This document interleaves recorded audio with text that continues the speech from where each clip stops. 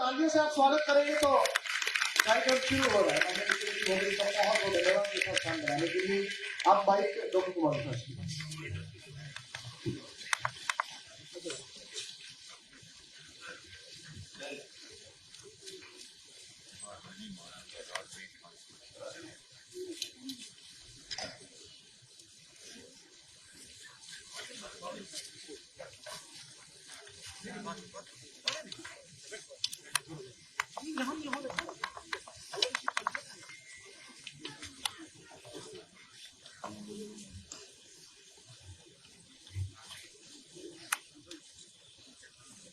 आज के कार्यक्रम के मुख्य अतिथि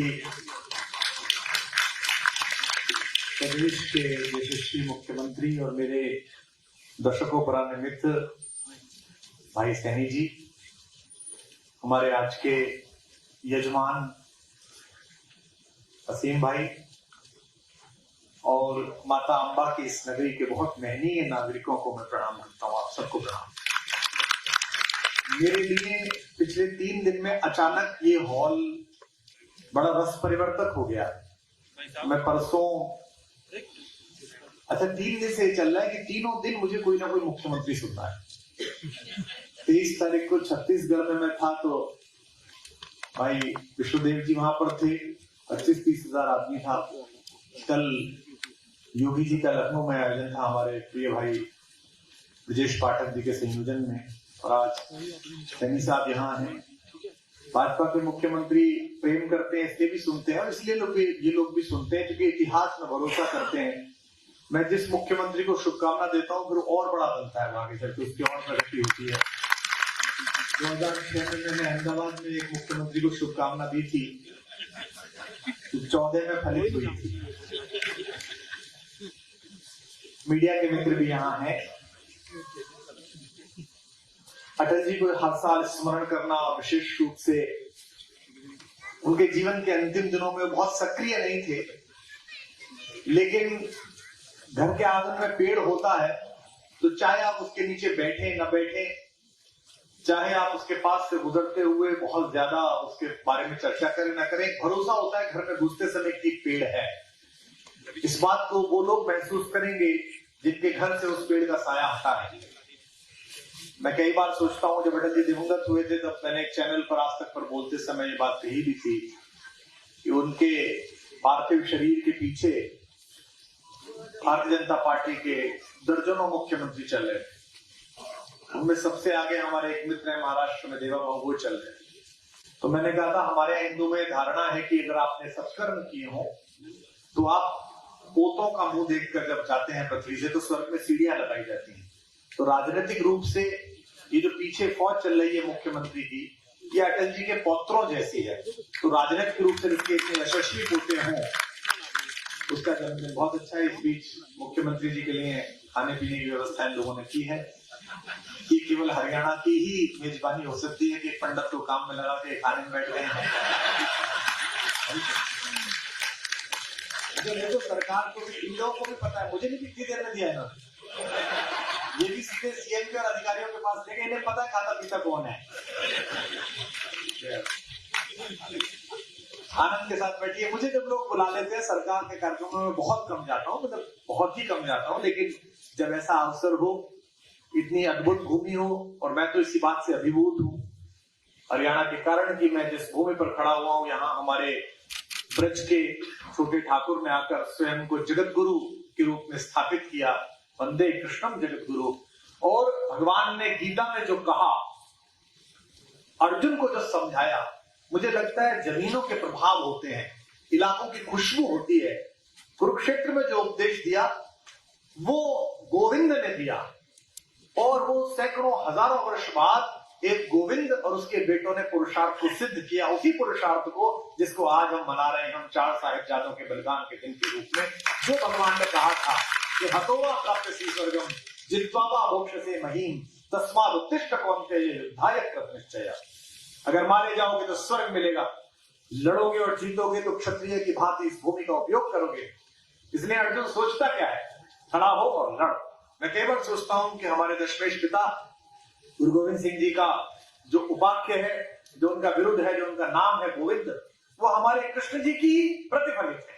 ऐसा लगता है कि कलयुग में स्वयं भगवान कृष्ण ही इस धर्म युद्ध को विजेता बनाने के लिए गुरु गोविंद सिंह जी के रूप में उदित हुए, और हम सबको इतना अद्भुत उन्होंने उस एक घटना को जब जब मैं पढ़ता हूं कि कैसे माता ने ठंडे फर्श पर इसी समय पर रात काटी, कैसे हमारे दो साहबजादों ने 40 लोगों ने मिलकर उन कुख्यात लोगों की, उन हिंसक लोगों की फौज का सामना किया, और क्या संकल्प रहा होगा। एक तो वो दिन, और एक आज अटल जी का जयंती का पर्व है। मैं जीवन के बहुत प्रारंभिक काल में उनका बहुत प्रिय और उनके बहुत आशीषों से अभिषिक्त रहा। शुरुआत का दौर था, आदमी नया नया पढ़ता है, नई नई बातें जानता है, नई नई लोकप्रियता मिलती है, 4 तालियां बजती हैं, तो स्वाभिमान की अपेक्षा अहंकार में आ जाता है।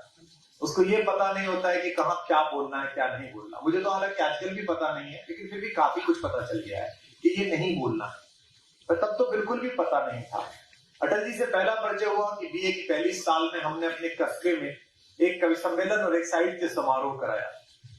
अटल जी उस बार चुनाव नहीं जीत पाए थे, एमपी नहीं थे। हमारे शहर के एक पत्रकार थे शिव कुमार गोयल जी, दिवंगत हो गए। वो अटल जी के मित्र थे, दोनों वंदे मातरम अखबार में एक साथ काम करते थे। अटल जी संपादक थे, वो सहायक संपादक थे।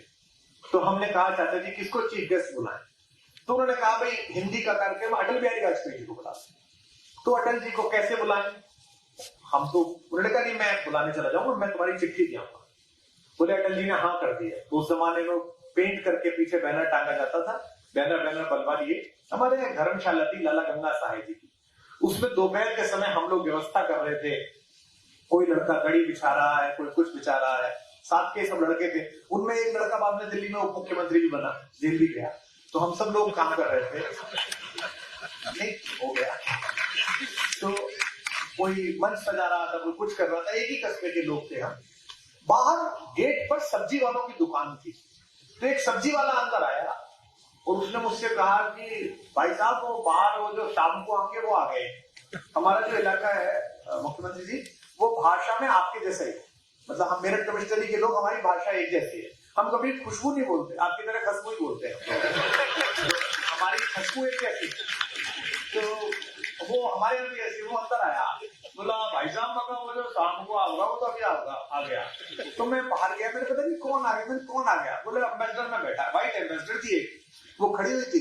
तो मैं गया तो देखा, मैंने पिछली सीट पर, मैं भी पहली साल में पढ़ता था, पालकी मारे हुए अटल बिहारी वाजपेयी। अभी तक उन्हें अखबार में देखा था, टीवी तो था ही नहीं, या उनके भाषण सुने थे, या 77 के संघर्ष के दौरान जब मेरे पूज्य पिताजी एक लेख के कारण जेल में बंद कर दिए थे कांग्रेस की सरकार ने, और हम छोटे से थे, मैं 7 साल का था। मेरे पिताजी प्रोफेसर थे, बाहर आए, पता चला कि पुलिस पकड़ के ले गई। क्यों ले गई? वो सम्मानित आदमी थे, उनका सब सम्मान करते थे। बोले साहब को इंदिरा गांधी ने पकड़ लिए। तो उस जमाने में मुझको ज्यादा समझ नहीं थी, तो उस समय मैंने उनके भाषण सुने थे चौराहे पर।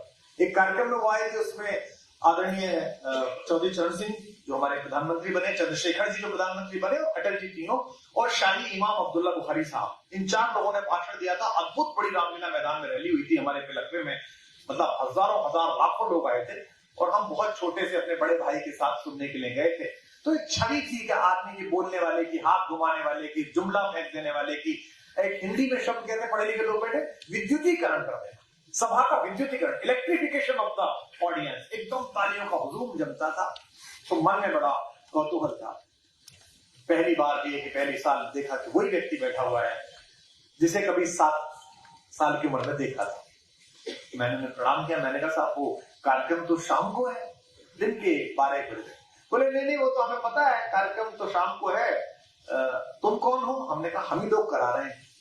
तो बोले तुम तो अभी हुए हो, तुम क्या करा रहे हो? मैंने कहा नहीं जी मैं बीएम कविता लिखता। अच्छा, तो मुझे शिव कुमार गोयल के घर जाना है। तो मैंने कहा ठीक है। उनके साथ कोई अंगरक्षक नहीं था, एक ड्राइवर साहब थे, पीछे अखबारों का ढेर लगा हुआ था, और आप लोगों को याद होगा एम्बेसडर कार में आगे भी पूरी ही सीट होती थी, पीछे भी पूरी सीट होती थी, सोफे जैसे आगे। अब फिट और ह्यूमर देखिए आप उनका। पहली बार वो किसी लड़के से मिले जिसने ये कहा कि हम ही लोग संयोजक है, मैं कवि भी हूँ। तब बड़ी उत्सुकता थी बता देने की मैं कवि हूँ। तो उनका घर कहाँ है? मैंने कहा कि वो आगे है, हम ले चलते हैं। बोले हाँ चलो। तो मैंने मूर्खतावश पीछे का दरवाजा खोलना चाहा, तो अटल जी के अखबार रखे हुए थे, मैं डायरी रखी थी। बोले नहीं नहीं नहीं नहीं भाई, कवि हो तुम, आगे बैठो, दो कवि एक साथ नहीं बैठ सकते हैं। आप बड़े पद पर हैं, आपको इस प्रदेश की बागडोर मिली है, और हमारे पत्रकार मित्र बैठे हैं जिनको आपकी पार्टी लगातार निराश करती रहती है हर बार खबरों के मामले में। हर बार ये अंदाजा लगाते नहीं, कुछ होता ही नहीं, कुछ और हो जाता है, तो पता नहीं चल पाता है। लेकिन एक बात मैं कहना चाहता हूं, जिसको आपकी तालियों का सबका समर्थन मिलेगा विशेष रूप से, आदमी से पद बड़ा हो जाता है, हो जाना चाहिए, लेकिन कई लोग पद से बड़े होते हैं और कई लोग कद से बड़े होते हैं। अटल बिहारी वाजपेयी कद के बड़े आदमी, प्रधानमंत्री के कार्यालय में बैठते समय, प्रधानमंत्री के निवास में बैठते समय भी प्रधानमंत्री का घर छोटा लगता था, उस आदमी का कद बड़ा लगता था। हम शिखर वार्ता हुई और उनके घर पर 24 दिसंबर की शाम का कवि सम्मेलन था। उसमें जसवंत सिंह जी, यशवंत सिन्हा जी, प्रमोद जी संयोजक थे उसके, और प्रमोद जी के निजी सचिव होते थे विवेक मोहता, आपको याद होगा, उन्हीं का फोन आता था। तो हम लोग गए हुए थे, नीरज जी थे, गोविंद व्यास जी थे, ओम प्रकाश आदित्य जी थे, 4 लोग थे और मैं सबसे छोटा। मैं उनके प्रेम के कारण, मैं योग्य तो नहीं था कि उन कवियों में बैठ सकता था, पर बाप जी का प्रेम था तो बोले उसको भी बुला लो, कुमार विश्वास को बुला लो। अब अटल जी सामने बैठे, उनका जन्मदिन है, बताइए, उस दिन तो थोड़ी सभ्यता रखनी चाहिए थी, पर मुझे लगा तालियां बज जाएगी, कोई ऐसी बात बोलो। तो शिखर वार्ता एक दिन की थी, 3 दिन चल गई थी। तो मैंने उनसे कहा कि प्रधानमंत्री जी, एक दिन की शिखर वार्ता थी, 3 दिन चल गई, कश्मकश चल रही थी, और उससे 1 साल पहले उनके घुटनों का ऑपरेशन हुआ था।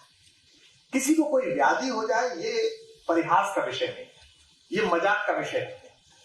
और घुटनों का ऑपरेशन भी इसलिए नहीं हुआ था, इसलिए हुआ था कि भारत माता की अहर्निश परिक्रमा एक संत के रूप में, एक साधु के रूप में अटल जी ने की थी। एक घूमते रहे लगातार, एक प्रचारक के रूप में पूरे भारत में घूमे, और वो समय तो था नहीं, दीपक का समय था, जब कोई पूछता नहीं था, जाना पैदल ही पड़ता था, गाड़ियों से जाना पड़ता था, तो घुटने कमजोर हो गए, घुटने रिप्लेस हुए। मैंने उनसे कहा कि अटल जी 3 दिन लग गए थे, हमारी तो बात पहुंच नहीं पा रही थी, हमारे एक कवि ने आपके लिए 2 पंक्ति लिख के भेजी थी, उत्तम तो दे नहीं पाए, मैं आपको अब सुना रहा हूं। और मैंने कविता सुना दी, हमारे एक कवि मित्र हरीश भाई, उनकी लिखी हुई, कि हम सब कवि ये कहना चाहते थे आपसे कि कितने भी दिन लगाना, परिणाम नेक देना। कितने भी दिन लगाना, एक दिन की जगह 3 दिन लगा रहे हो, कितने भी दिन लगाना, परिणाम नेक देना, घुटने नए नए हैं, जल्दी न टेक देना।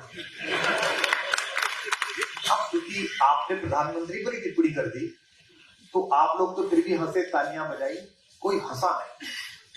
और उनके ठीक कोने में बैठे हुए प्रमोद जी ने मुझे घूर के देखा, बहुत गुस्से के साथ देखा, मेरा आत्मबल एकदम क्षीण हो गया।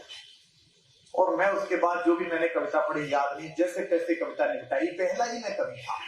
जो संचालक थे व्यास जी, उन्होंने भी मेरी तारीफ नहीं की, उन्हें भी पता था कि क्या गलत पंगा ले लिया, बताइए, पीएम के सामने खड़े होकर पीएम के घर में उन्हीं के बारे में कविता पढ़ दी। तो मैं भी चुप बैठा रहा, पूरी टाइम कवि सम्मेलन चला, उन्होंने भी अपनी कविता पढ़ी, सब अच्छा चला। लेकिन मेरी तरफ ना जनता आ रही थी, ना कोई मुझसे मिलना चाह रहा था। सब लोग जैसे सीएम साहब बैठे, सब जाके बाद में फोटो खिंचवा रहे थे, ऑफिशियल फोटोग्राफर आके फोटो खींच रहा था। तब मोबाइल की तो प्रॉब्लम थी नहीं कि हर एक आदमी मुंह के ऊपर चढ़ा रहा था, तो तुम सामने जो फोटोग्राफर खींचेगा। मैं संकोच में कोने में खड़ा था। सही साहब, अटल जी की समझ में आ गया कि ये लड़का गिल्ट में, ग्लानि में से गलती हो गई। अटल जी ने मुझे बुलाया, यहाँ आओ। मैं कहा जी, फोटो खिंचाए? मैंने कहा जी। तो मैं पास में खड़ा होने लगा उनके, वो बैठे हुए थे। तो शिव कुमार जी उनके एक सचिव हुआ करते थे, मूंछ वाले, तो शिव कुमार जी का हाथ पकड़कर वो खड़े होने की कोशिश करने लगे। तो मेरे अंदर की गिल्ट ने, ग्लानि ने कहा, नहीं प्रधानमंत्री जी बैठिए, मैं वैसे ही चलूंगा। बोले नहीं, तेरे साथ तो खड़े होकर खिंचवाऊंगा, वरना फिर तू जाके कहेगा घुटने नए हैं, खड़ा भी नहीं हो पा रहा। बात छोटी सी है, लेकिन एक व्यक्ति, एक कवि जो गिल्ट में है, जिसको लग रहा है मुझसे गलती होगी, उसे सही कर देना, उसे ठीक कर देना, ये अटल बिहारी वाजपेयी का कौशल था। ये आप लोगों के दल का सौभाग्य है, भारतीय जनता पार्टी की वैचारिकी का सौभाग्य है कि उसे अपने पितृ पुरुष के रूप में ऐसा महनीय व्यक्तित्व मिला है। अटल जी जैसा बड़ा आदमी मिला है। कांग्रेस ने इस देश में आजादी के आंदोलन लीड किया, उनके पास बहुत लोग थे, जो भी आजादी की लड़ाई में लड़ रहे थे सभी कांग्रेसी थे। ये अद्भुत बात थी, उनकी समस्या थी कि उन्होंने कालांतर में कुछ ही लोगों के ऊपर ध्यान केंद्रित किया जो उनके परिवार में थे, जिनके पीछे नेहरू गांधी लगा हुआ था।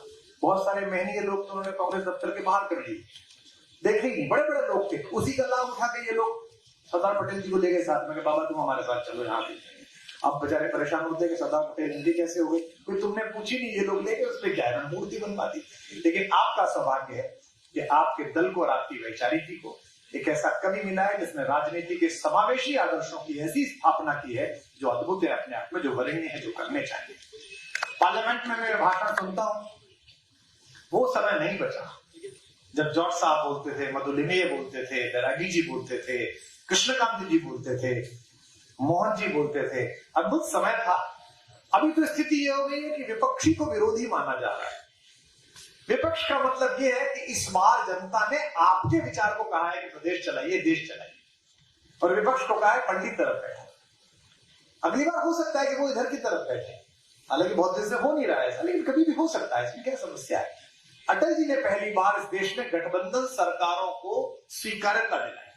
आज जो पूरे भारत में कॉमन मिनिमम एजेंडा नामक वस्तु के सक्सेसफुल होने का विचार हुआ है, ये अटल जी की वजह से हुआ है। इस मार्केट का खुलना अटल जी की वजह से है। आज से पहले पुराने लोग बैठे, अटल जी के प्रधानमंत्री रहने से पहले अगर सीमा पर हमारा कोई बेटा शहीद हो जाता था तो उसकी वर्दी आती थी, सामान आता था। अटल जी ने सुनिश्चित किया कि कैसे भी होगा वो बेटा अपनी मां तक उसका शरीर पहुंचेगा, वो अपने गांव में जाकर उसका पैसे करने वाजपेयी जी ने सबसे पहले सुनिश्चित किया इस बात को। तो ये एक बड़े उत्सव का क्षण है कि आज हम उनका जन्मदिन मना रहे हैं, और परिहास की ऐसी प्रवृत्ति हमने कहीं नहीं देखी जैसी उनके अंदर थी। शिमला में गए थे, हवाई जहाज रास्ते में ठीक से उड़ा नहीं, जहाज ठीक नहीं था एयर इंडिया का। मिर्धा जी एविएशन मिनिस्टर थे, उन्होंने मिर्धा जी को फोन किया मनाली पहुंच के, जहां उनका घर था। मनाली में एक छोटा सा घर था, उन्हें किसी ने दान दे दिया था। तो मिर्धा जी ने ठीक से जवाब नहीं दिया। मिर्धा जी को लगा ठीक है, एक हारा हुआ सांसद है, जीता हुआ सांसद है, क्या मतलब है, जवाब नहीं दिया। तो उन्होंने कविता लिख दी मिर्धा जी पे कि घर के झूले पे चकोरे जइयो, पर हवाई जहाज में मत जइयो मिर्धा के राज में। और वो कविता कादम्बरी में छप गई। वो खुद चुनाव हारे, अपनी मजाक उड़ाना कोई कैसे कर सकता है।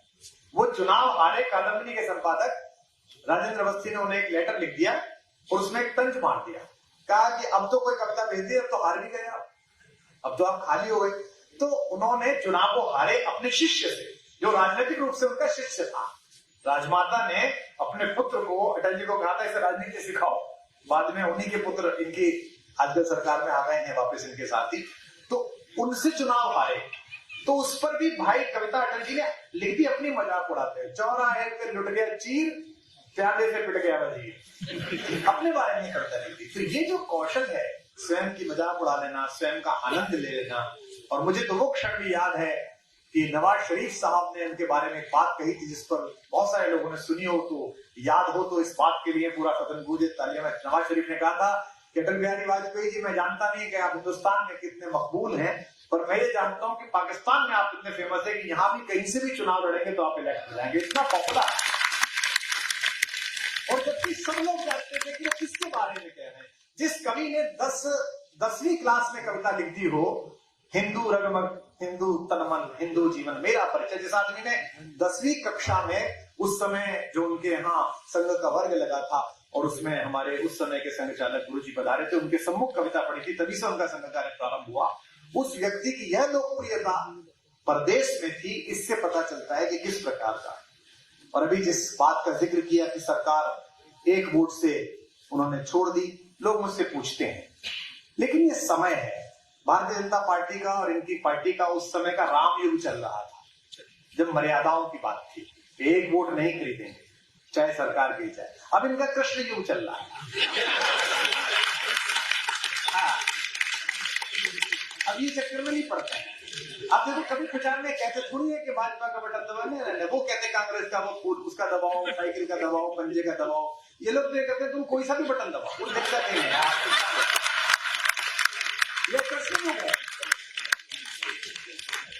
और देखो अब जो नीति की बात लोग करते हैं, नीति नीति नीति, हम जिस प्रदेश से आते हैं, आज तो आपने उस रंग की पगड़ी पहनी, आप साहिबजादों को प्रणाम करने गए तो आपको ये सम्मान मिला कि वो वो पार जिसे शूरवीर धारण करता है वो आपके शीर्ष पर उस समूह ने स्थापित की।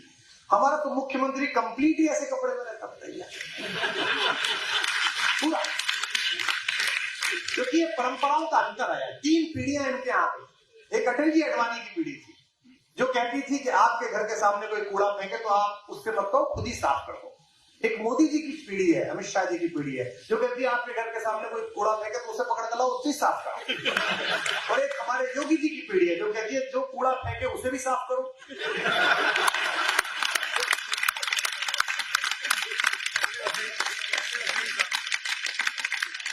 मुख्यमंत्री आगे की तरफ देख रहे हैं, पीछे नहीं देख रहे, ताली बजाने में कोई प्रॉब्लम नहीं आएगी, चिंता मत करो।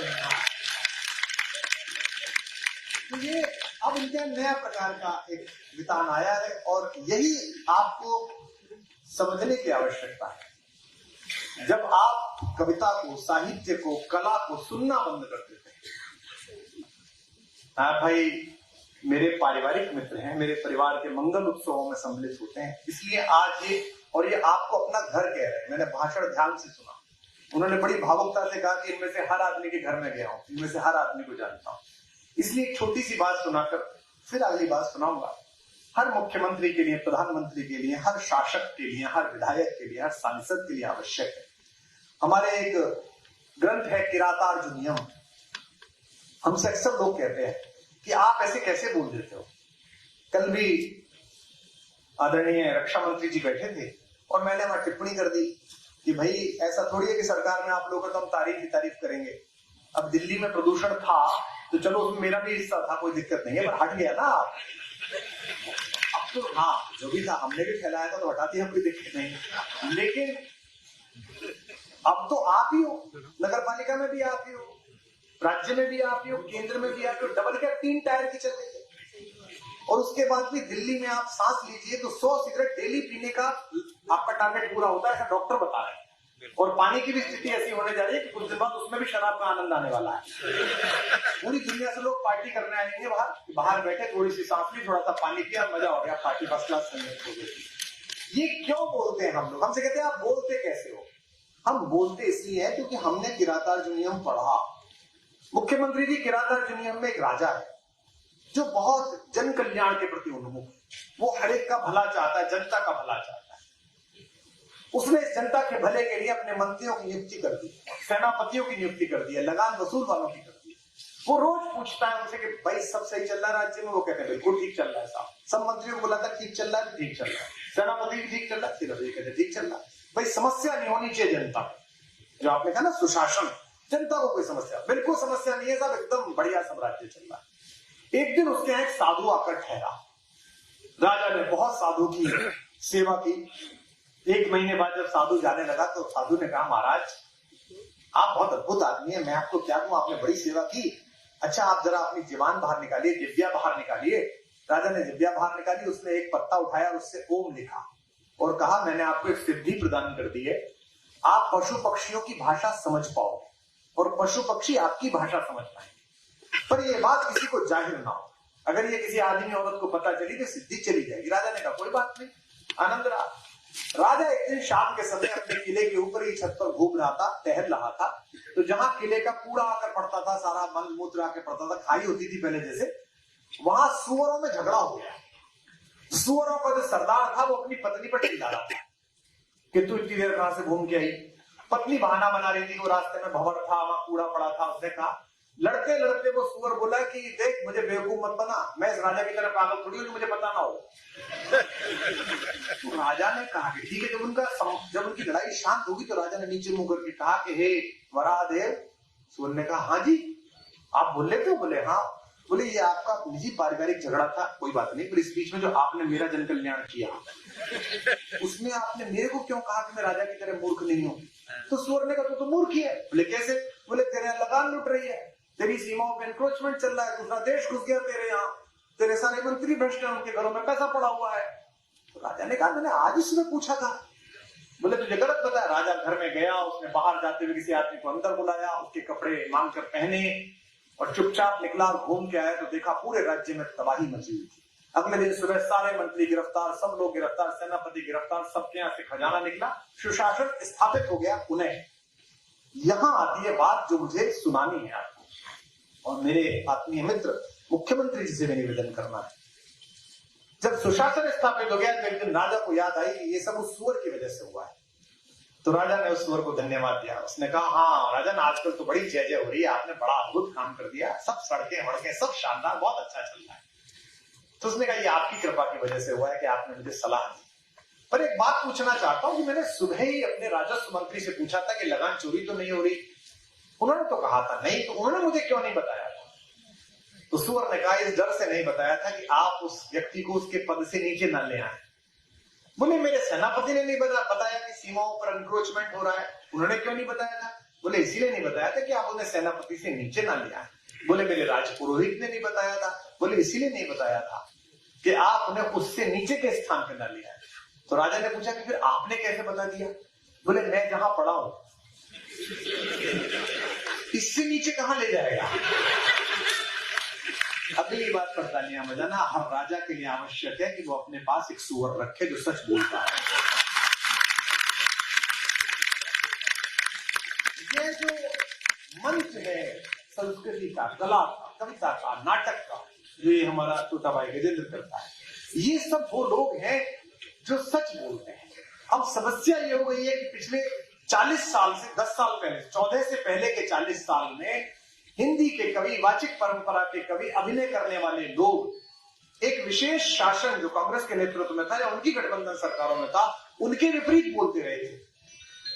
अटल जी का एक किस्सा और याद आ गया। अटल जी प्रधानमंत्री बने तो आपको याद होगा कि भारतीय जनता युवा मोर्चा के कुछ लड़कों ने ग्वालियर में प्रदर्शन कर दिया, पता नहीं किस बात पे नाराज होकर। अटल जी ग्वालियर से बहुत थे ही, उनके पिताजी वहां काम करते थे और बड़ा प्रदर्शन कर दिया अटल बिहारी वाजपेयी के खिलाफ। तो किसी ने प्रधानमंत्री से कहा कि साहब, वो ग्वालियर में तो भाजपा वालों ने विरोध कर दिया, इस पे क्या कहना है? बोले, अरे हम लोग 40 साल से विरोध में, अभ्यास में कर दिया होगा, पता नहीं। हमको बुलाते हैं अगर ये, और हमको बुला के अगर कोई मानदेय भी दे रहे तो एहसान नहीं कर रहे, रॉयल्टी ले रहे हैं हम अपने बाबा की। भाई कभी के घर है, हाँ, उन्हीं के कारण ये चला है। ये आज जो पूरे भारत में विस्तार फैला है, ये बंबई अधिवेशन के उस वाक्य का प्रतिफल है जो रात्रि के समय बोला हमारे एक कवि ने। कवि की जिह्वा पर सरस्वती होती है 24 घंटे में एक बार।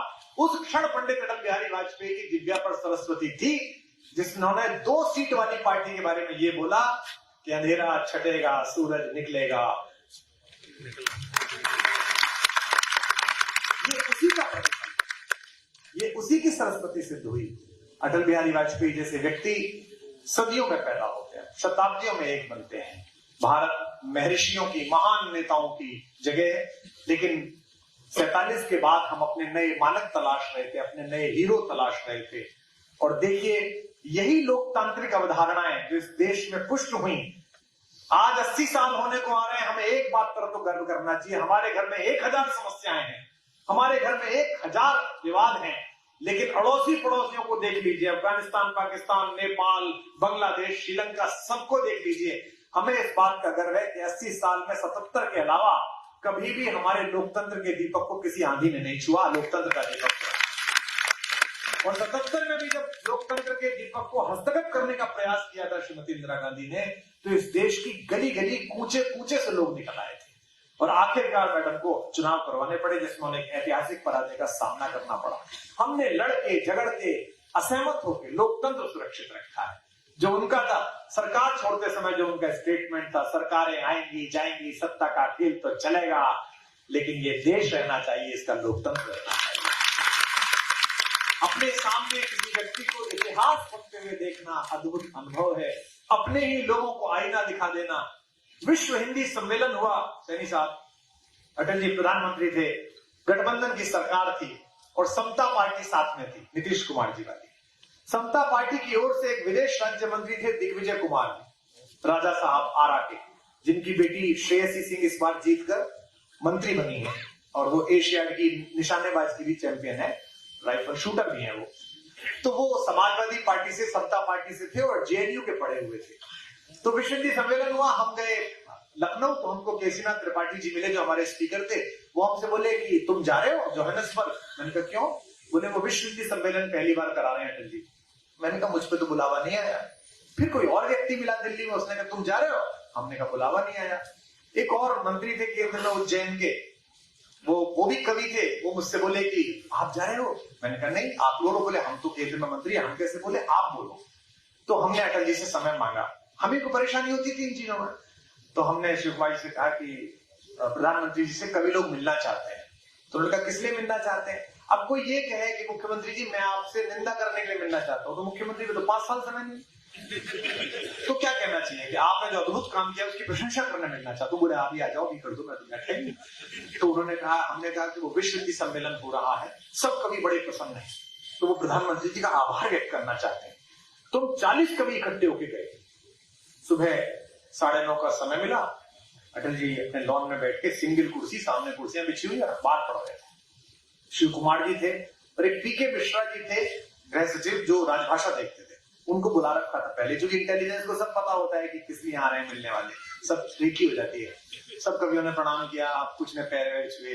पहला जुमला अटल जी का, सारे कवि आइए आइए, इतने सारे कवि, सरकार सुरक्षित तो है? तो सबने कहा नहीं साहब, बैठिए बैठिए, बोलिए। तो प्रशंसा में तो सब शुरू हो गए कि साहब वो प्रधानमंत्री जी हम ना धन्यवाद देने आए थे, आप ही ने पहली बार यूनाइटेड नेशंस में हिंदी में भाषण दिया, आप ही ने पहला विश्व हिंदी सम्मेलन घोषित किया है, ये है। और उन्हें पता था कुछ निंदा करने आए हैं, कुछ आलोचना करने आए हैं। तो अब सब चुप हो गए, तो मैं ही फंसा अकेला जो लेके गया था। तो मैंने कहा साहब वो सब लोगों की एक नाराजगी है, एक थोड़ी सी बात उनके मन में खराब है। बोले हाँ वही कहने आए, वही बोलिए। मैंने कहा साहब सबका कहना यह है कि इस विश्व हिंदी सम्मेलन में सभी वामपंथियों को भेजा जा रहा है, अपनी वैचारिकी के लोग इसमें नहीं रखे गए। तो बोले कौन लोग जा रहे हैं इसमें? उन्होंने यूं करा तो मिश्रा जी ने उन्हें फाइल दे दी।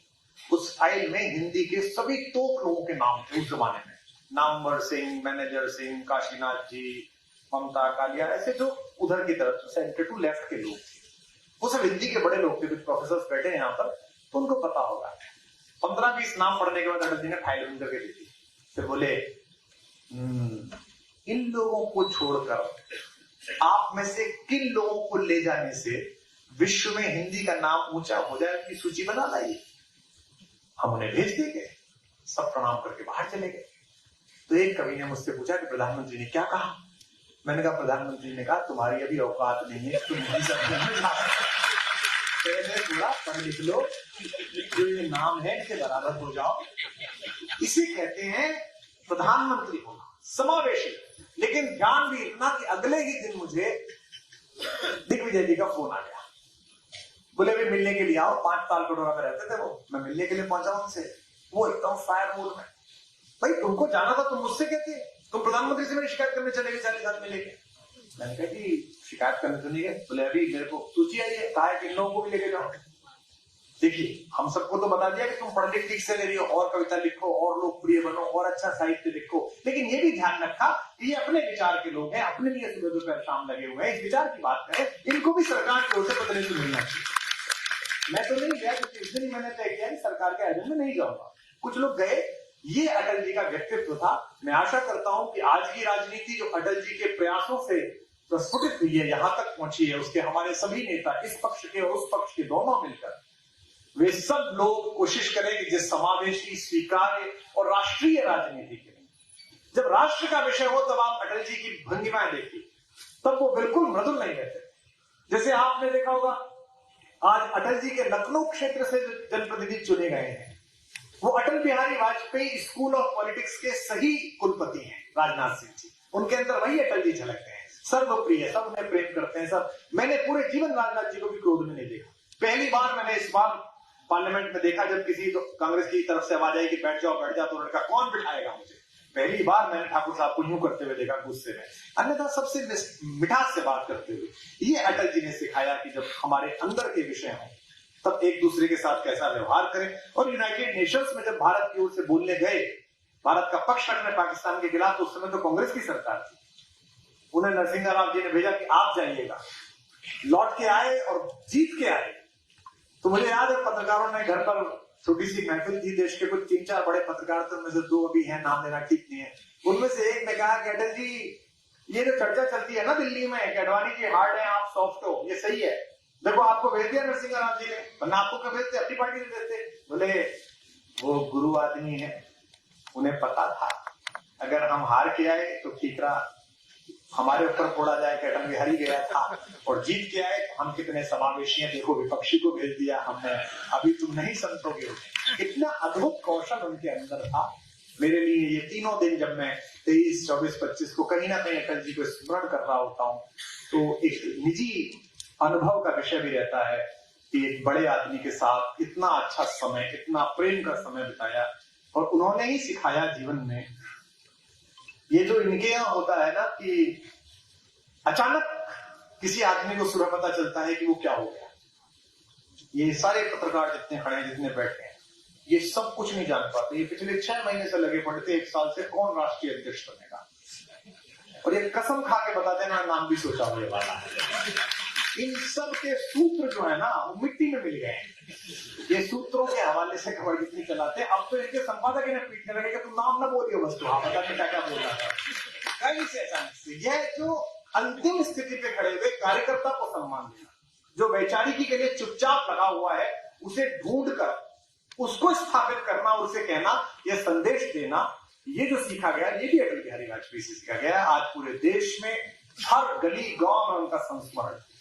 जब वो दिवंगत हुए तो ऐसा कोई एडिशन नहीं था किसी अखबार का, चाहे भास्कर हो, चाहे अमर उजाला हो, चाहे जागरण हो, जहां उस इलाके के संस्मरण नहीं थे। हर छोटे कस्बे में था, श्यामलाल की दुकान का पान बहुत पसंद था, यहाँ की रबड़ी बहुत पसंद थी। ये जो जमीन से जुड़ाव था अटल बिहारी वाजपेयी जी का, ये भारत के लोकतंत्र का बड़ा सिंबल था। आप सबने मनोयोग से सुना है अटल जी के विषय में, मैं आपको बहुत प्रणाम करता हूँ। मैं जानता हूँ कि आप सब इसके लिए तो नहीं उत्सुक थे जो मैंने सुनाया, आप कविताओं के नहीं उत्सुक थे, तो मैं आपको सुना देता हूँ। लेकिन मैं इसलिए इतना बोला, और माननीय मुख्यमंत्री जी ने भी अपना विचार इस विषय पर रखा कि जो हमारे नए लोग आए हैं, जो युवा लोग आए हैं, उन्हें पता चलना चाहिए आज जो ये लोकतंत्र स्थापित हुआ है, आज जो ये चुनाव होते हैं, लोग शपथ लेते हैं, कुछ विपक्ष में बैठते हैं, कुछ सत्ता पक्ष में बैठते हैं, ये एक दिन का परिणाम नहीं है। इसमें बहुत वर्ष लगे हैं, बहुत लोगों की ऊर्जा लगी है, बशर्ते कि वो सत्ता में कम समय रहे या ज्यादा समय रहे। कई बार समय महत्वपूर्ण नहीं होता। भारत की आजादी के बाद हमारे प्रधानमंत्री जी नेहरू जी ने एक लंबे समय राज्य किया, एक लंबे समय वो प्रधानमंत्री रहे। लेकिन आज भी जब हम बहुत कम समय, 19 महीने के एक प्रधानमंत्री को याद करते हैं, जिसने भारत को पहली बार विजय दिलाई, जब उस छोटे कद के लाल बहादुर शास्त्री को याद करते हैं, तो हमारा सीना गर्व से चौड़ा हो जाता है कि क्या उस समय महत्वपूर्ण नहीं होता, आपका जज्बा महत्वपूर्ण होता है। अब तो समय भी अनुकूल है। मैं कुछ एक मुक्तक सुनाता हूँ, फिर एक गीत आपको सुनाऊंगा, लेकिन आप लोग थोड़ा सा उत्साह से सुनेंगे तो मुझे अच्छा लगेगा। जिन लोगों ने मोबाइल उठा लिए कृपया बंद कर, ये बहुत बुरी बीमारी है, इसकी आदत डाल लोगे ना तो एक दिन फंसोगे। बहुत सारे लोग फंसे इसके चक्कर में, फोन रह गया।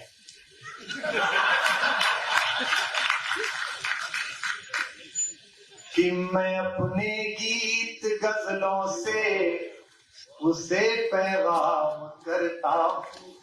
वहां करो। तो स्वामी रामदेव जी भी कहते हैं ना, करना सोता। अच्छा, बाबा भी सारा ही छोड़ा हुआ हरियाणा वालों। मतलब इतने देश में साधु संत थे, तुमने एक बाबा छोड़ा, सबकी दुकान में छिड़ डाल दिया। काम तो है हरियाणा वालों का कि मैं वो अद्भुत ही आदमी है, और उनके अंदर का हरियाणा आज भी जिंदा है। अभी उन्होंने पतंजलि का नमक लॉन्च किया व्रत का, और उसके ऊपर लिखवाया 25 लाख साल पुराने हिमालय से निकाला हुआ। तो आधे लोगों ने तो भावुकता में खरीद लिया, कई लोग तो इमेजिन करने लगे, कल्पना करने लगे कि बाबा कैसे चढ़ा होगा, धोती पर कैसे फावड़ा दिया होगा, कैसे बाकी हाथ में लेके बैठा होंगे। और देखो बेचने की स्टाइल, ऊपर लिखा 25 लाख साल पुराने हिमालय से निकला हुआ, और नीचे कॉर्नर में लिखा एक्सपायरी डेट 16 अगस्त। तो करना अभी कर लो। तो जो मार्केटिंग है जो आपने सिखाई हरियाणा वालों ने, वो क्या कौन सिखाएगा जो आपने सिखाई, क्या काम है भाई। जब याद होगा आपको, बाबा के आने से पहले वो आमिर खान कुएं में से वो निकाला करता था पेप्सी। बाबा आया मतलब पेप्सी और आमिर खान दोनों वहीं मिले जाके। कि मैं अपने गीत गजलों से उसे पैगाम करता हूँ, जब तक सब नहीं करेंगे, अभी तो यही चलेगी 15-20 नहीं, टाइमिंग के साथ। पहले से पहले वहां मत जब टाइम आए। राजनीति में हमारी यही खराब थी और इनकी यही सही निकली। साहब ये भी अद्भुत चीज है, राजनीति सबको नहीं फलती। आपको फली एमडी गई से फली देती। ये भंडारा ऐसा है क्या सबको पूरी नहीं मिलती। हम तो अंदर गए तो पूरी खत्म और बाहर गए तो चप्पल चढ़ गए। लेकिन अच्छा है जब भगवती निकाल ले, जब भगवान निकाल ले तब भी अच्छा है। भगवान कृष्ण के उपदेश की भूमि पर खड़ा होकर बोलना हूं कुरुक्षेत्र, यही तो सीखता है धर्म से, जिस पर भगवान की कृपा होती है। अन्यथा ये थोड़ी होता कि मुझे 3 मुख्यमंत्री बैठ के सुनते, मैं भी कृष्ण जन्मभूमि बैठ के दारू का हिसाब दे रहा होता, कहाँ बेची थी कहानी बेची थी। मैं अपने, अच्छा वो भी हरियाणा का ही था भाई, कहानी कम बजाते हो तो मैं अपने गीत गजलों से उसे पैगाम करता हूँ। मैंने उसको कहा था कि सबसे लड़ते इससे मत लड़ो, गुजरात वाले से। मैंने कहा मैं जानू 2001 से है। मैंने कहा इससे पंगा मत ले, ये वो चुंगा मैं जुल्फा पटक जाए तो मुंडन करा के माने ये चली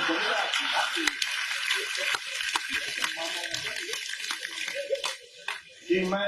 लेकिन ये बड़ा आश्चर्य है, हरियाणा में और पंजाब के लोग भी यहाँ पर होंगे पंजाब से, कि जो 25 दिसंबर के आसपास हम लोग, मैं जिस कस्बे में रहता था वहां हमारे बिल्कुल पास में 4-5 घर खालसा पंथ में जो भरोसा रखते हैं सिख बंधुओं के थे। तो मैं देखता था कि हमारी जो चाची थी, हम चाची बोलते थे उन्हें, चाची थी, वो इन दिनों में सब लोग नीचे सोते थे। पुरानी परंपरा थी माता के उस बलिदान को सम्मान देने के लिए। और मैं देखता हूँ कि इस समय जब ये हुलुलुआ चलता रहता है तो मुझे आश्चर्य होता है कि कहाँ से पहुंच गए, ये कहाँ से दीमक लगी। वो आपको सोचना पड़ेगा उसके बारे में। मैं अपने गीत गजलों से उसे पैगाम करता हूँ। मैं ऐसी बात करता रहूंगा 3 याद। मैं अपने गीत गजलों से उसे पैगाम करता हूँ, उसी की दी हुई दौलत उसी के नाम करता हूँ। हवा का काम है चलना, दिए का काम है जलना। और अगली पंक्ति आए तो ये हॉल थोड़ा हिलना चाहिए आपकी आवाज से। हवा का काम है चलना, दिए का काम है जलना। वो अपना काम करती है, मैं अपना काम करता हूँ। वो अपना काम करती है, मैं अपना काम करता हूँ। कि किसी के दिल की मायूसी जहां से हो के गुजरी है। क्या करना था तुम? किस हर साल बुलाओ तब सीखेंगे। देखो ये क्या है, ये हमें आदत पड़ गई। आप तो अच्छे लोग हो, हमारी आदत खराब। हम एक बार शिमला से कुफरी गए थे 5-6 कवि। तो मैं जिस पे घोड़े पर था उसका चलाने वाला 500 मीटर चलता था तो उसके आगे डांस करता था। मैंने कहा यू क्या बाबा आ जाए, तो कह जी आज घोड़ा बीमार था, मैं घोड़ी ले आया जो बारात की घोड़ी है, तो नाचो भी करती नहीं है। हम तो बारात की घोड़ी है, जब तक वहां नहीं आया ताली नहीं आया तब तक पेमेंट हुआ ही नहीं। किसी के दिल की मायूसी जहां से हो के गुजरी है। अच्छा ऐसा आदमी सुना जाता है। मुख्यमंत्री जी हमारे फूफा था, उसको कहानी सुनाने की बहुत आती है, किस्सा कहानी। भाई एक तो फूफा था तो वैसे ही वो अतिरिक्त आरक्षित था, और दूसरा क्या है कि वो उसको कहानी कहने, वो क्या करता था, वो हुंकारा भरवाता था कि मैं मुख्यमंत्री जी और असीम भाई हम 3 लोग चंडीगढ़ गए। कितने? जब तक 3 नहीं कहूं वो चंडीगढ़ जाने को तैयार है। भाई साहब रास्ते में जो ढाबे का खाना खाया, इतना बढ़िया खाना, 150 रुपया में। कितने? जब तक 150 नहीं बोलो फूफा रोटी खाने को तैयार नहीं होगा। तो हमारी अगली पंक्ति निकलती नहीं है कि किसी के दिल की मायूसी जहां से हो के गुजरी है। हमारी सारी चालाकी वहीं पर खो के गुजरी है। तुम्हारी और मेरी रात में बस फर्क इतना है। प्रेम वाले प्रेम में सुने, राजनीति वाले ऐसे सुने जैसे भाजपा से कांग्रेस कह रही है। तुम्हारी और मेरी रात में बस फर्क इतना है, तुम्हारी सो के गुजरी है, हमारी रो के गुजरी। और सुनिए, लोकप्रियता अलग अलग तरीके की होती है। आप सब बहुत लोकप्रिय हैं, थोड़ा बहुत मुझे भी लोग पहचानते हैं, लेकिन क्या अंतर है हमसे आप में कि स्वयं से दूर हो तुम भी, स्वयं से दूर हैं हम भी। आधी लाइन में बोलूंगा, आधी आप बोलोगे कि स्वयं से दूर हो तुम भी, स्वयं से दूर हैं हम भी, बहुत मशहूर हो तुम भी, बहुत मशहूर हैं हम भी। अगली बार सब तो मना बुला रहे मुख्यमंत्री ने काय बजट करा गया कि जिंदगी में से मुझसे खड़ा करते भाई, यही काम। बहुत मशहूर हो तुम भी, बहुत मशहूर हैं हम भी, बड़े मगरूर हो तुम भी, बड़े मगरूर हैं हम भी। और इस पलट पर तो पूरा हॉल गूंज जाए तालियों से। बड़े मगरूर हो तुम भी, बड़े मगरूर हैं हम भी, अतः मजबूर हो तुम भी, अतः।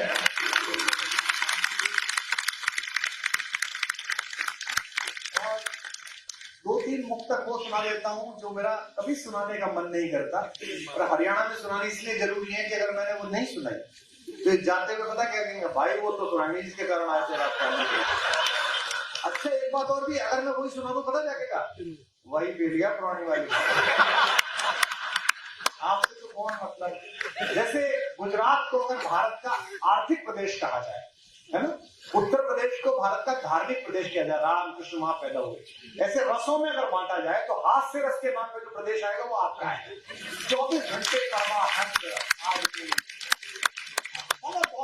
यहाँ तो जो रहने वाला है ना, यहाँ जैसे हमारे वीर साहब बैठे हैं, सिख बंधु बैठे हैं, इतना परमानंद में रहते हैं हरियाणा के लोग, तो सदा की आग लगी मैनू की, स्वाटे घर लगी फिर तेनू की। आदमी इतना चिंतित है। दिल्ली में तो इतने बुद्धिजीवी हैं, इतने इकट्ठे हो गए कि उनको घेर के अपना पूरा विश्वविद्यालय बना दिया है, सारे बुद्धिजीवी। एक यूनिवर्सिटी तो इसी बात की है हमारे यहाँ पर, आप समझिए होंगे कौन सी बात है। तो इसलिए सुना रहा हूं ताकि आप ये ना कहें कि मैंने सुनाया नहीं, मेरे से बेहतर आप सुनाएंगे। कि कोई दीवाना कहता है, या तो सब गाएंगे, सब चुप रहेंगे, सब गाएंगे। कि कोई दीवाना कहता है, कोई पागल समझता है, मगर धरती की बेचैनी को बस पागल समझता है। मैं तुझसे दूर कैसा हूँ, तू मुझसे दूर कैसी है, ये तेरा समझता है या मेरा समझता है। बहुत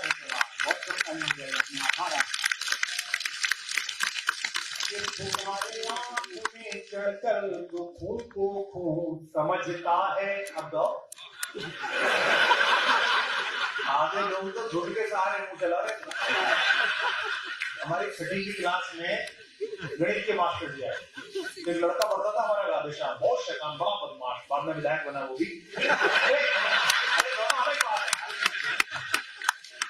हमारे यहाँ से बड़ा आलोक।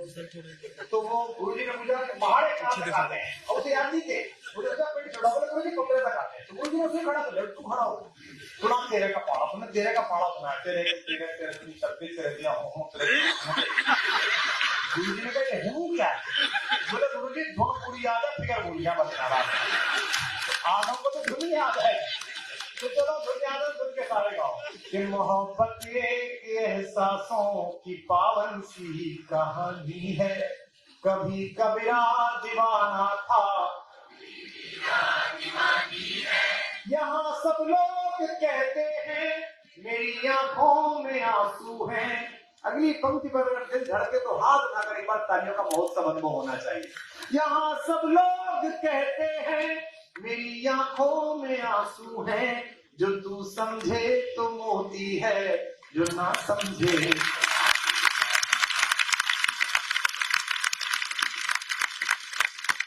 एक मुक्तक में सुनाता नहीं, लेकिन आज राजनीति के लोग बैठे हैं, मुख्यमंत्री जी बैठे हैं, तो सुना देता हूँ। ये बड़ा समस्या हो जाती है, कोई पहली बार उस पार्टी में होता है जब हम 4 साल पहले प्रोग्राम में आते हैं। अगली बार उधर बैठा मिलता है, तो अपने को समस्या हो जाती है बोलना क्या है।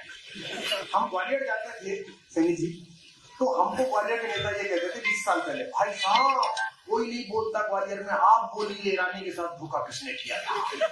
अच्छा हम चले के जहां चढ़ के बोल गए। इस बार हम गए तो वही नेता आए एयरपोर्ट पर, अजय वाले ने बोले भाई साहब इस बार वो वाली बात चला डब्ल्यू समझ रखा है, क्या समझ रखा है। तो मैं एक मुक्तक आपको सुनाता हूँ जो आप समझ जाएंगे मैं क्या कह रहा हूँ। कि समंदर पीर का अंदर है लेकिन रो नहीं सकता। ये जनसेवा के प्रति संकल्प है सब लोगों का। ये इतने संकल्पवान लोग हैं हमारे मित्र जो है कि ये जनता की सेवा के लिए चुनाव लड़ते हैं। तो कई बार तो इन्हें बहुमत मिल जाता है तो फिर सेवा करते हैं, कई बार नहीं मिलता है, पर ये तो सेवा करने की सोच चुके हैं, करनी है। तो फिर ये दूसरे पक्ष के विधायकों से पूछते हैं कि आप लोग सेवा कर पा रहे? वो कहते हैं ठीक से नहीं कर पा रहे। बोले इधर आइए साथ मिलकर सेवा करें, फिर साथ मिलकर सेवा करें।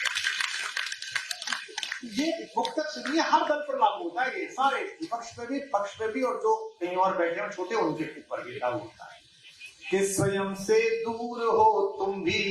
13 के इलेक्शन में दिल्ली में कैंपेन कमेटी का मैं चेयरमैन था।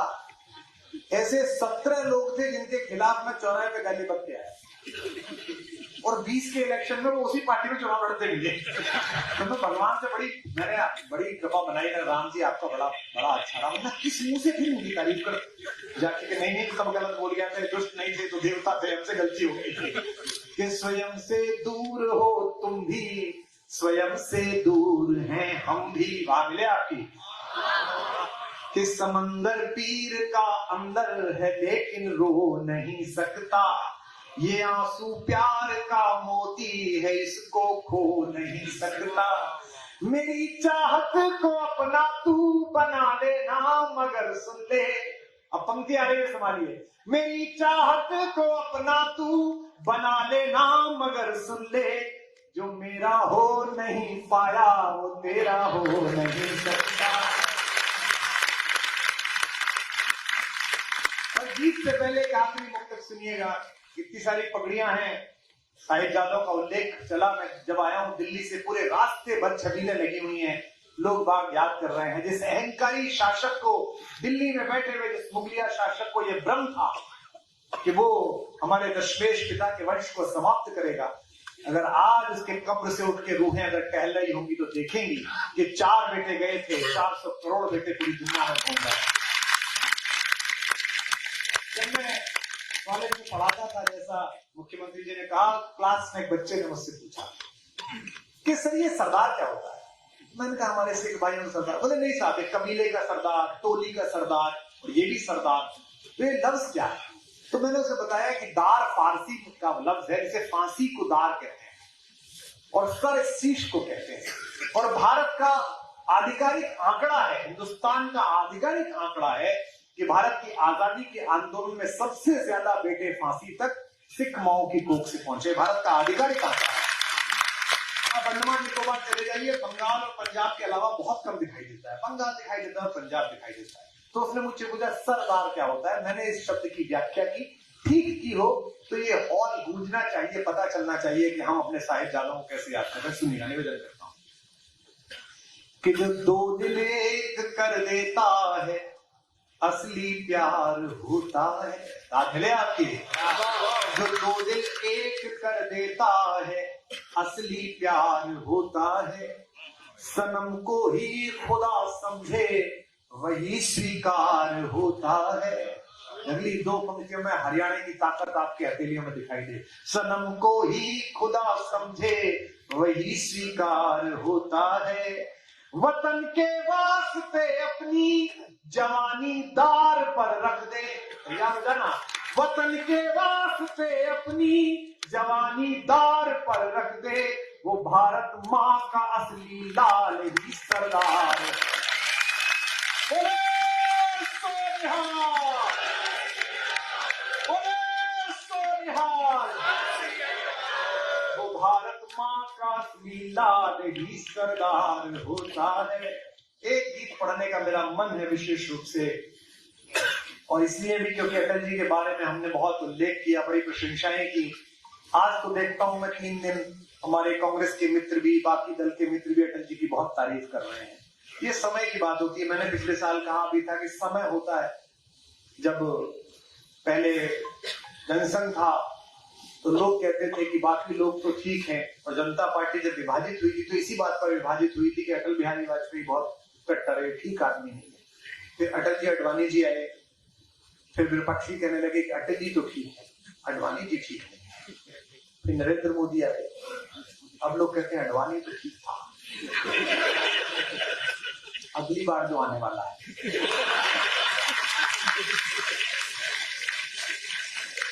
आप लोग और हम लोग तो नहीं रहेंगे। 100 साल बाद यही विपक्षी यही मोदी जी के बारे में कह रहे हैं, मोदी जी बहुत अच्छे आदमी। एक गीत सुनाता हूँ।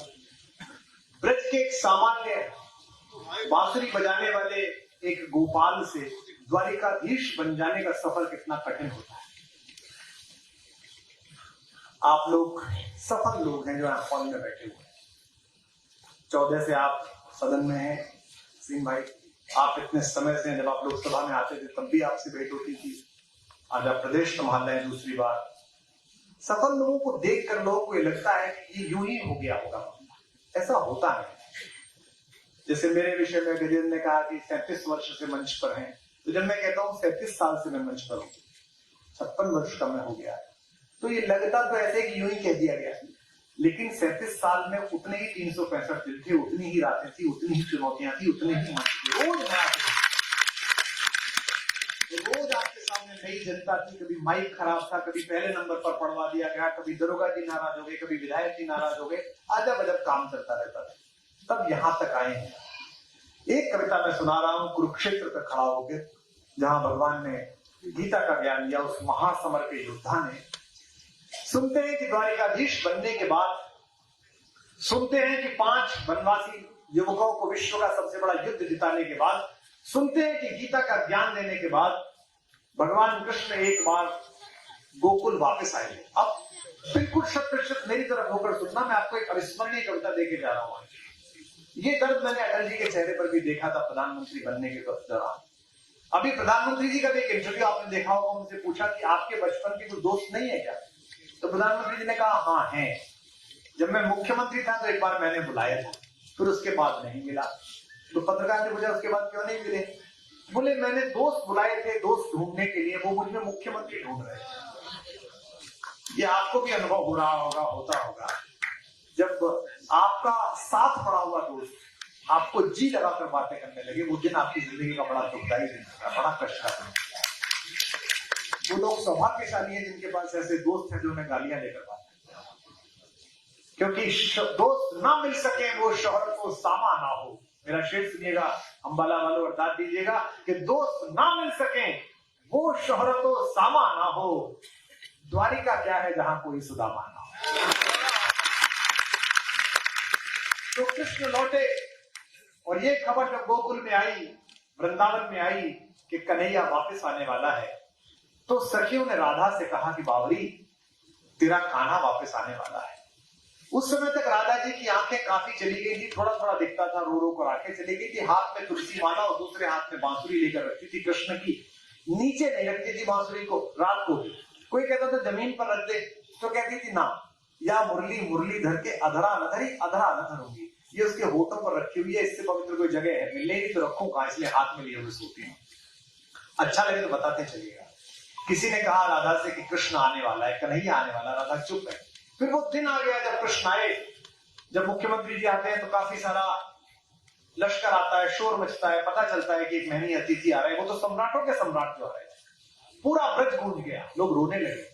दौड़ती हुई सखियां राधा के पास गई और कहा कि मुख्यमंत्री जैसे आते हैं उससे भी बेहतर सम्राटों का आवागमन हुआ है कि कृष्ण आने वाले। राधा चुप रही।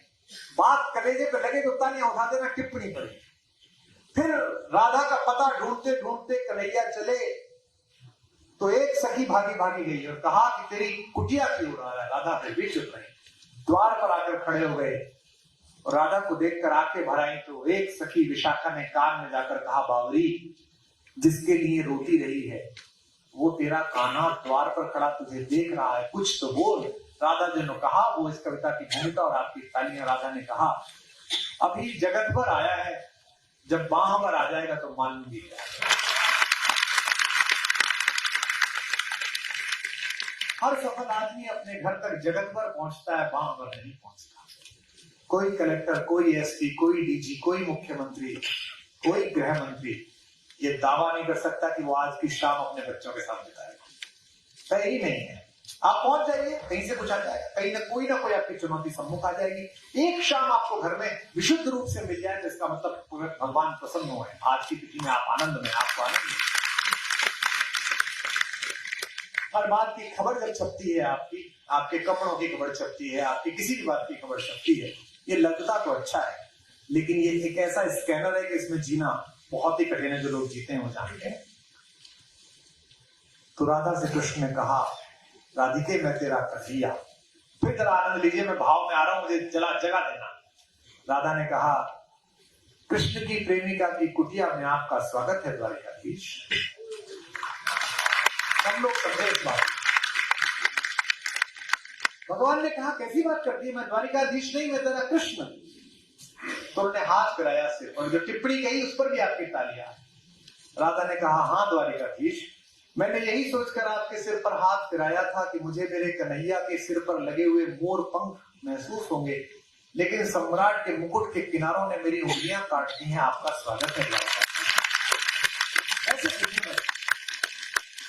कृष्ण ने राधा का हाथ पकड़ा और हृदय पर रखा और कहा, इस धड़कन को अनुभव कर, इस हृदय में तेरे प्रेम के अतिरिक्त कुछ नहीं है। हाथ खींचकर राधा रानी ने जो कहा, फिर जागिए। राधा ने कहा, हाँ द्वारिकाधीश, मैंने यही सोचकर आपके हृदय पर हाथ रखा था कि वन फूलों की माला मेरी हथेलियों से छू जाएगी, लेकिन सम्राट के गले में पड़ी हुई मणियों ने मेरी हथेलियां काट दी हैं। आपका स्वागत है। भगवान ने हाथ पकड़कर कहा, इस हाथ को अनुभव कर, इसी से मैंने तेरे लिए बांसुरी बजाई है। आप सबके आनंद के लिए पढ़ रहा हूं, आनंद दीजिएगा मुझे। पलट कर राधा ने हाथ खींचकर कहा, हाँ द्वारिकाधीश, मैंने यही सोचकर आपका हाथ थामा था कि शायद इसमें मेरे कान्हा की बांसुरी होगी, पर अपराधियों के गले काटने वाले सुदर्शन चक्र ने आपकी उंगलियों में गड्ढे डाल दिए हैं।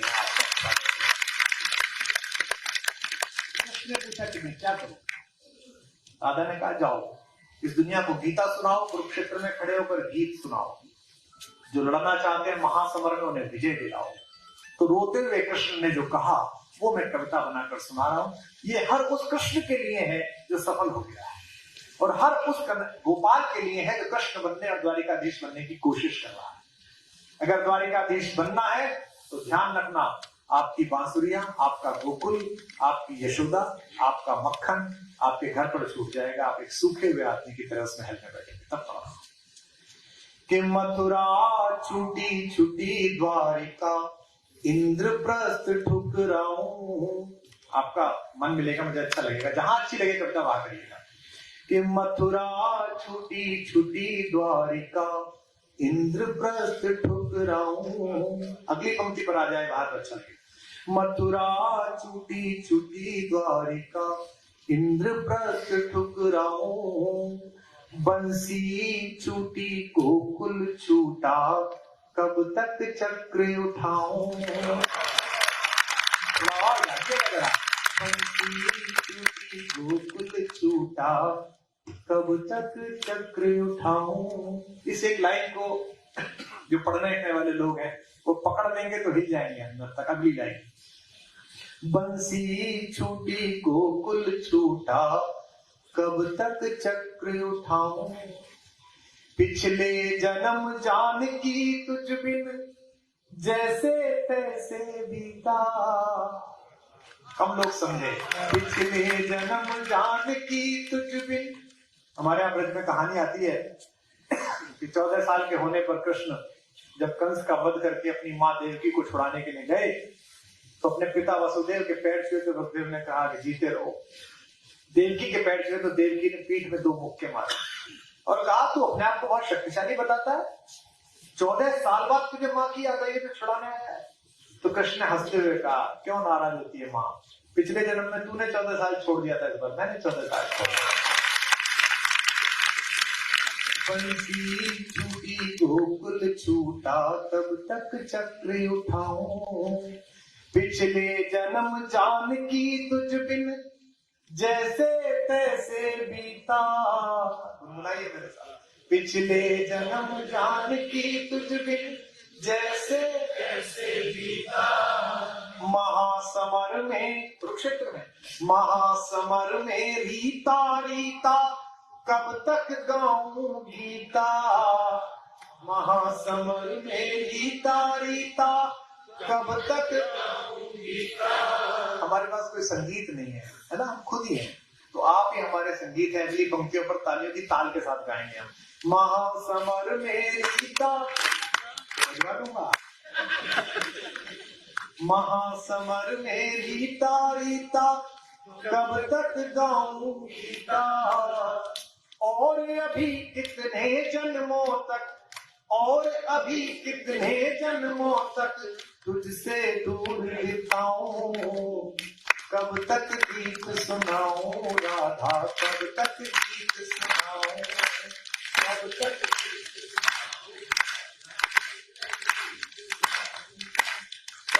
गीत सुनाऊं राधा, कब तक। अगर आप प्रतिभाशाली हैं तो भगवान की बड़ी कृपा है, लेकिन प्रतिभाशाली है तो एक कृपा आपको आप और है, आपको बिना मांगे 1000 दुश्मन स्कीम में मिले। उनका कोई बेचारों का कष्ट नहीं है, वो इसीलिए कष्ट है कि आप प्रतिभाशाली, आप भाग्यशाली क्यों। कृष्ण के साथ मेल हुआ कि बचपन से प्रभुता का बोझा ढोते कटी जवानी।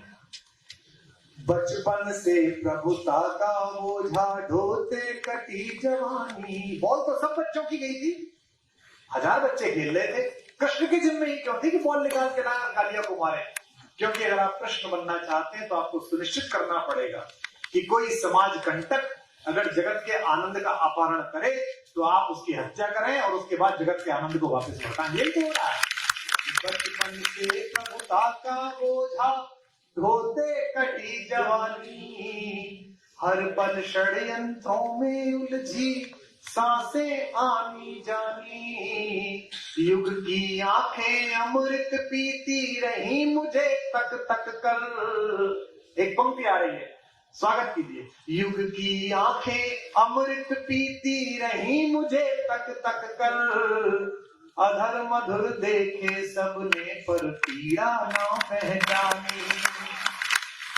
अधर मधुर देखे सबने पर पीड़ा ना पहचानी। जरा इस पंक्ति को स्वागत करना। अधर मधुर देखे सबने पर पीड़ा ना पहचानी। इस पीड़ा को यार सुदामा, बचपन के दोस्त आपको भी मिलते होंगे, अरे साहब भाई मौज आ गई, मुख्यमंत्री हो लिया भाई। कष्ट समझे, वो नहीं समझे। अगली पंक्ति में आपको समर्पित कर रहा हूं, आप मेरे मित्र हैं मुख्यमंत्री होने के अतिरिक्त।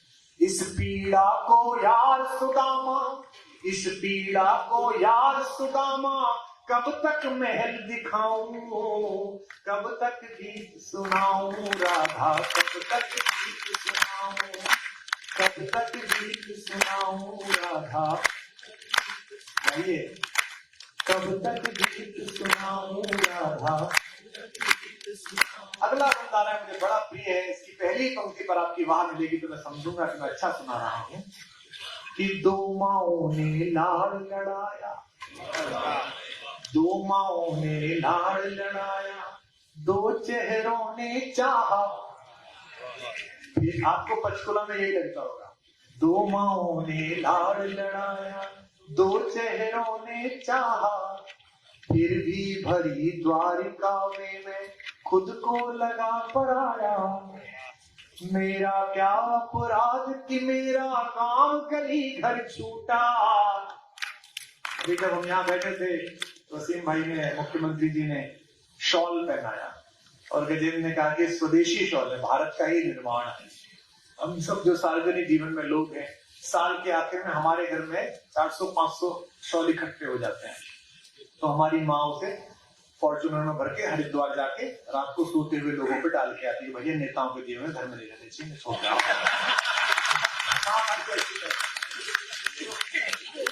उनमें से कोई कहता है कि अम्मा ये वाला तो बहुत अच्छा था, अम्मा ये वाला ना ना खरीद लेंगे हम तो लेके आएंगे। उस बात आती है साल में एक बार जाएगी, 2-4 हमारे साथी ले जाएगी, घर के ड्राइवर ले जाएगी, किसी को ले जाती और रात को लेटे हुए पे डाल जाती, 2-2-3 दिन डाल आती।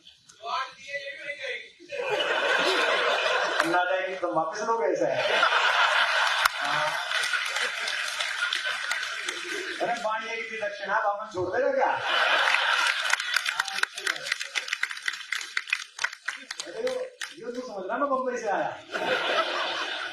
बाद में मुख्यमंत्री शर्म कर रहा बेटा किधर भाग लीजिए। अब भी मेरठ के एक जैसे ही है, हरकतों में हम साड़ू हैं। दो माओ ने लाड़ लड़ाया, दो चेहरों ने चाहा, फिर भी भरी द्वारिका में मैं खुद को लगा पराया। मेरा क्या अपराध कि मेरा गांव गली घर छूटा। ये जो शॉल पहनाया था इसको पंक्ति बना रहा हूं, इन्होंने तो शॉल बनाया, आपके हाथ से पहना दे मेरे ऊपर तो अच्छा लगेगा। मेरा क्या अपराध कि मेरा गांव गली घर छूटा, आंचल से बिछड़े को जग ने पीतांबर पहनाया। आंचल से बिछड़े को जग ने पीतांबर पहनाया। जग चाहे जाते जाते भी 37 साल हो गए सैनी साहब, 5000 रात पढ़ दी मैंने, 44 देश, नाइजीरिया में भी, न्यूजीलैंड में ऑकलैंड जो आखिरी किनारा है वहां तक कविता पढ़ी, उसके आगे समुद्र में डॉल्फिन है, उन्हें हिंदी आती नहीं। एक आयोजक मुझे नहीं मिला जिसने मुझसे ये कहा हो कि भाई साहब अगर थकान हो तो कम सुना दे, भाई साहब मन ना कर रहा हो तो कम सुना। किसी को कुछ नहीं पड़ गया, आपकी जगत ने आपको आनंद देने के लिए बुलाया, निर्धारित किया है, देख तेरे अंदर क्या चल रहा है, क्या समस्या है, कोई मतलब नहीं। क्या निजी समस्या है, क्या बात है, बच्चे से नहीं मिल पा रहे, पिताजी का, वो कोई मतलब नहीं। चौराहे पे जाए, कहीं जाए, भगवान के दर्शन करने जाए ना, वहां भी 4 आदमी जो है जेब में एप्लीकेशन ठूस देते हैं, भाई मुख्यमंत्री जी मेरा ये काम रह गया। लोग अपेक्षा करते हैं और भगवान इसकी ताकत देता है। सब कह रहा हूँ कि आंचल से बिछड़े को जग ने पीतांबर पहनाया। कृष्ण विदा हो रहे थे तो क्या कर रहे थे? पृथ्वी छोड़ी। वही चाहते हैं आप हर सफल आदमी से। सही कह रहा हूं तो बताना। आंचल से बिछड़े को जग ने पीतांबर पहनाया। जग चाहे जाते जाते भी, जग चाहे जाते जाते भी बंसी मधुर बजाऊं, कब तक गीत सुनाऊं राधा, कब तक गीत सुनाऊं, कब तक अच्छा सुना, एकदम सुना रहा हूं। ये शाम भूल नहीं पाएंगे कि मैं कहना चाह रहा हूं कि जग भर के अपराध सदा ही अपने शीश उठाए। 1000 सफलताएं आप पा लीजिए अपने पुरुषार्थ से, आपको 2 प्रशंसाएं मिलेंगी। और एक अपराध जो आपने ना किया हो, आपसे जुड़ गया हो, आपको 1,00,000 गालियां।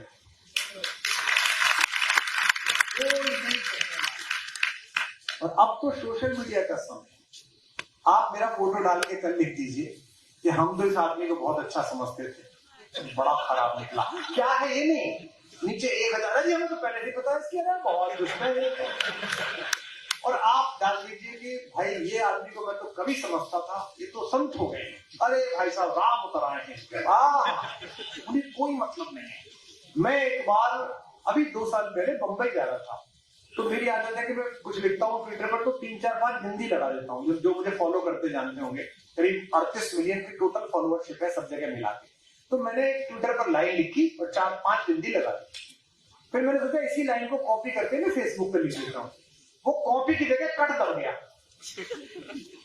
मतलब उसकी बिंदियों का केवल।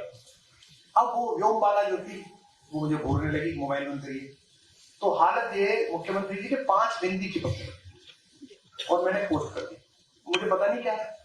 जब मैं उतरा मुंबई में तो मैं ताज होटल जा रहा था लैंड साइड, रास्ते भर में इतना हंसा कि गाड़ी में गिर गया। 5 बिंदी पे 5000 कमेंट। यही तो विद्वान आदमी की पहचान है। पंच तत्व को क्या गंभीरता से समझा है। एक कह रहा था नहीं आज के लिए केवी कुटीर में रहते हैं, पंचवटी के वृक्षों के बारे में बात कर रहे हैं।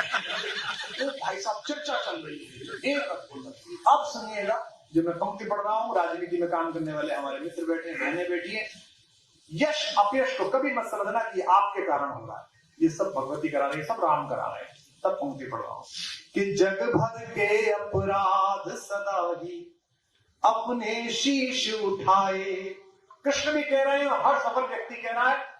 अब तक की सबसे अच्छी पंक्ति सबसे अधिक तालियों के साथ गूंजनी चाहिए 2 मिनट तक। अगली लाइन कि जग भर के अपराध सदा ही अपने शीश उठाए, रस का माखन सबने चाखा, चोर हम ही कहना।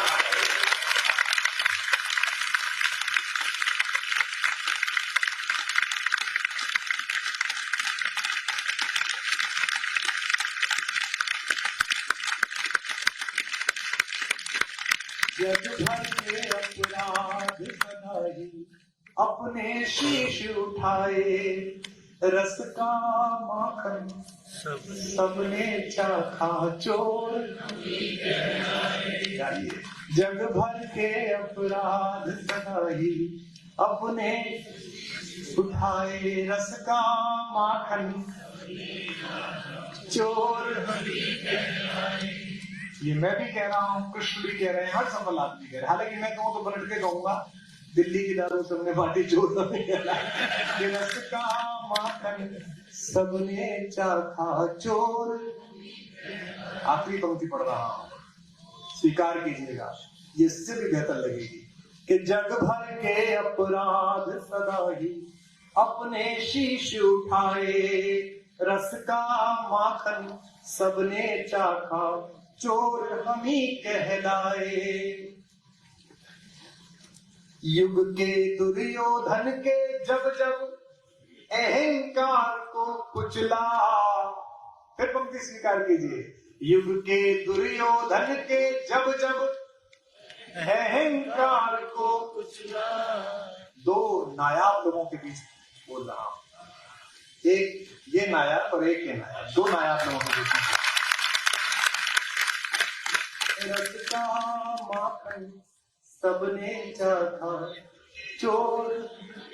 अटल जी एक बहुत अच्छी बात बोलते थे, वो कवि सम्मेलन के कवियों से हमसे कहा करते थे कि हिट हो जाओ तो फूलो मत और हूट हो जाओ तो झूलो मत। ये बात है कि प्रकृति है जो दे रही है। रस का माखन सबने चाखा, चोर हम ही कहलाए। युग के दुर्योधन के जब जब अहंकार को कुचला।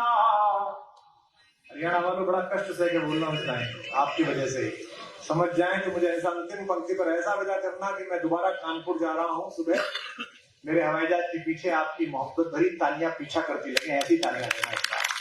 रस का माखन सबने चाखा, चोर हम ही कहलाए। युग के दुर्योधन के जब जब अहंकार को कुचला, दुनिया जीती गांधारी के शाप हम ही ने खाए।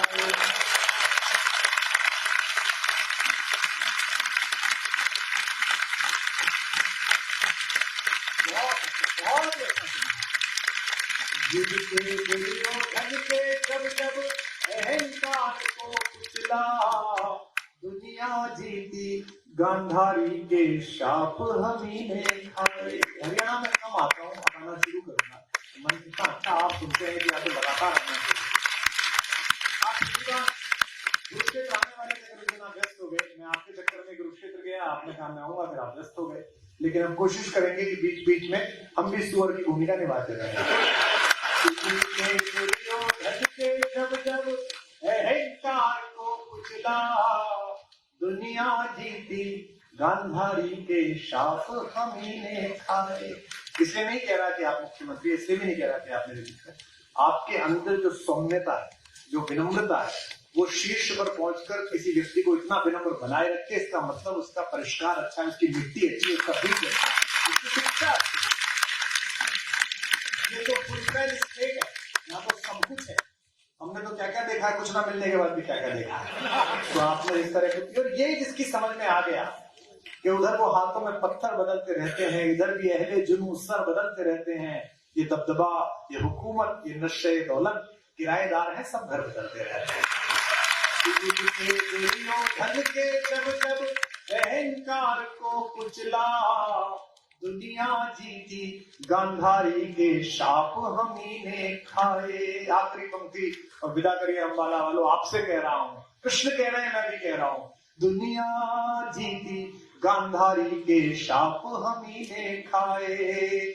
मुझको गले लगाओ, मुझको गले लगाओ, या बस मैं ही गले लगाऊं। कब तक गीत सुनाऊं राधा, कब तक गीत सुनाऊं, कब तक गीत सुनाऊं राधा, कब तक गीत सुनाऊं। मथुरा छूटी, मथुरा छूटी, द्वारिका इंद्र तक ठुकराऊं। बंसी छूटी, गोकुल छूटा, अब तक तक उठाऊं। पिछले जन्म जात की कुछ भी जैसे तैसे बीता, पिछले जन्म जात की कुछ भी जैसे तैसे बीता। महासमर में रीता रीता, कब तक गाऊं गीता। गाइए, महासमर में रीता रीता, और अभी कितने जन्मों तक, और अभी कितने जन्मों तक तुमसे दूर बिताऊं। कब तक गीत सुनाऊं राधा, जोर से गाइए। कब तक गीत सुनाऊं राधा, कब तक गीत सुनाऊं राधा, कब तक गीत सुनाऊं।